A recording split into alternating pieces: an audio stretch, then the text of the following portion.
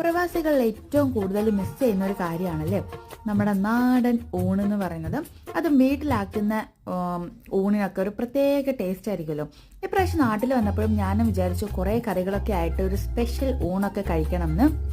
അപ്പം അതിൻ്റെ ഭാഗമായിട്ട് അമ്മ ഇതെനിക്ക് എൻ്റെ ഇഷ്ടപ്പെട്ട എല്ലാ കറികളും വെച്ചിട്ടുള്ള ഒരു മിനി ഊണ് എനിക്ക് റെഡിയാക്കി തന്നിട്ടുണ്ട്. ആദ്യം തന്നെ നല്ല ചോറിട്ടു, പിന്നെ ഇത് അവിയൽ വെച്ചു.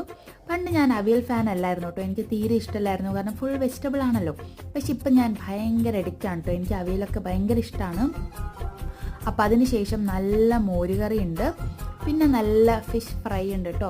അതിനുശേഷം ഇതാ എൻ്റെ ഏറ്റവും സ്പെഷ്യലായിട്ടുള്ള ഫിഷ് കറി ഉണ്ട്. ഇത് എനിക്ക് ഇങ്ങനത്തെ മീൻ കറിയാണ് ഇഷ്ടം. എനിക്ക് തേങ്ങ അരച്ച കറീനെക്കാട്ടിലും മുളകിട്ട മീൻ കറിയാണ് എൻ്റെ ഫേവറേറ്റ്.